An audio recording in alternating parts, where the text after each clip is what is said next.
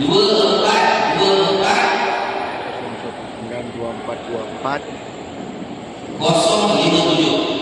057.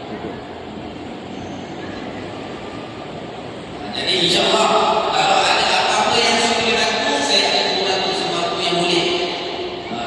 Tapi kalau harus kata yang dalam apa saya, kalau harus kata saya ada pulang yang ceritakan dua-dua. Tapi biasalah kita mengenal dan kita perlu bantu. Jadi saya minta ucap ajar insyaAllah. Jadi nanti kalau dah siap semua segera akan